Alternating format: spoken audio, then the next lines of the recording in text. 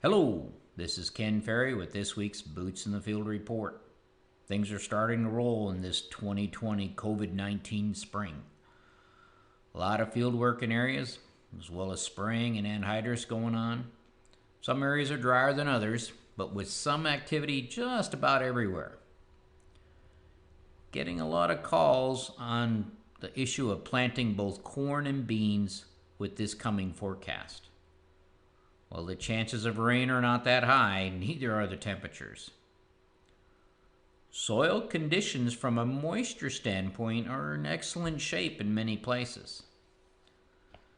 This forecast looks like it's playing out about the way Thomas laid it out for us in the bug meeting that we presented last week. Cool first half of April, a little drier than normal. After fighting so hard last year, guys are wanting to take advantage of the good soil conditions and do some corn planting. We do say not to mud corn in, and true, conditions are nice in a lot of areas when it comes to moisture, especially in the drained fields. The problem is prolonged cold soils, which brings along seed chilling and potential stand loss. Tough corn stands will always tag you in yield. My advice is to hold the line on corn planting, wait for a better day.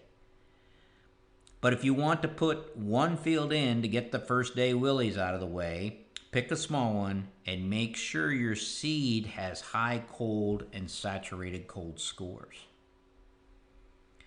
Beans, on the other hand, is probably different. This is probably the window to get some early beans planted. These are the beans you're planting early to attempt pre-solstice flowering. When we are attempting this feat, my advice is to only go with treated beans, insecticide and fungicide, especially for SDS. These beans could spend 3 weeks in the ground, and they'll need the protection. I would look over past field histories. How many times have you had to replant the field in the last 5 years? Pick fields that are well drained and usually don't give you any stand problems. Stay away from timber soils or silt loams that run together and get hard. Be up to speed on what your seed company's replant policy is as well, and your early replant crop insurance. See what it looks like. Make sure you read the policy. Expect some stand loss. Last year, our plots here that we planted in April took 21 days to emerge and had about a 15% stand loss. So there, you may want to bump up populations 10% if you're nervous about stand establishment.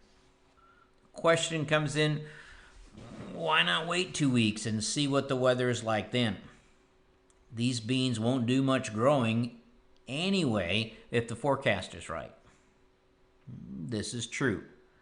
But if in 2 weeks it warms up and starts raining and holds you out for 2 weeks, now it'll be May and we've probably missed our window for pre-solstice flowering. And if it warms up in 2 weeks, we'll need to get the corn planted as well. If you're not interested in pre-solstice flowering, you shouldn't be thinking about planting beans. But I would also not be thinking about planting corn with this forecast. With those non-GMO beans, be sure to start clean. Getting the winter annuals taken care of before planting. And if that's with 2,4-D, make sure you allow that week in there before planting. True vertical tillage will not take out a mare's tail. Don't create a mess here before we get started.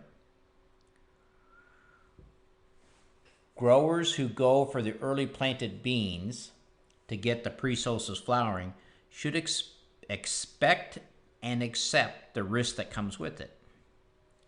Could we have to replant these beans? Yes. Could the beans get up and freeze off? Yes, they could do that. I'm not worried about the frost, but a freeze will get them. Will it change the timing some on my post-spring? Yes, it'll do that. Will it change the timing of harvest? Yes, not as much as you think, but it will move your harvest up. If you're new to early planting, try it on a few farms to get comfortable with the idea. Be sure everyone involved is comfortable, from the landlords to the farm managers. So yes, come out of the social isolation and plant some beans if you want. Get several calls from guys that are thinking about switching from corn acres back to beans due to the current market condition.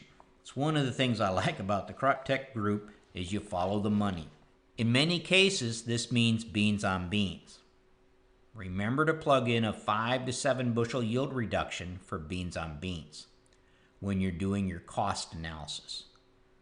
If you plant them early, you might pick up an early planting bump of 10 bushel to help square this up. Pick the fields with the lowest amount of bean disease issues. Remember to look below ground when deciding if a field is dry enough for horizontal tillage.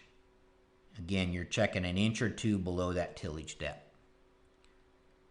As I talked about in our bug meeting, due to the lack of freezing and thawing this winter, this ground's going to go from tacky to hard quick, with or without rain.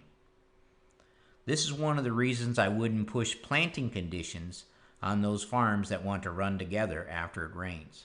When it does warm up and it's time to plant these soils, if you're no-tilling them, it will take downforce. Unlike last year where we carried a lot of weight, this year we'll have to apply weight to keep those row units in the ground. On the COVID-19 front, I'm sure many of you have given this a lot of thought already, but if you haven't, it's time to make a contingency plan with your crew. Do everything you can to keep your key operators healthy. Here at CropTech, besides having the office crew working from home, we're keeping our soil testers separated so we don't lose them all in one shot. We have Zach, our IT department, locked up in his apartment. He is set up a command center there and he's keeping all these computers running remotely. Talking with some retailers, they're doing the same thing with applicators, keeping them at home until they're needed and then keeping them in the cab at work away from other employees. What is your plan if your main planter operator or tech person comes down with this virus? Many operations have the guy who understands the technology and helps everyone else run it. You need to have a plan if that guy gets quarantined. Talked with a farmer today who had a family member who tested positive, and quickly they separated themselves from the rest of the operation. They assigned tractors and vehicles to everyone to keep as isolated as possible. No one knows how this is going to play out, but talking about a plan now will make you better prepared if something happens. Neighbor helping neighbor should be part of this plan. Let's get this crop in and whoop this virus in the butt at the same time. If you need some help when it comes to your monitors and stuff, don't be afraid to give Isaac or Matt a call.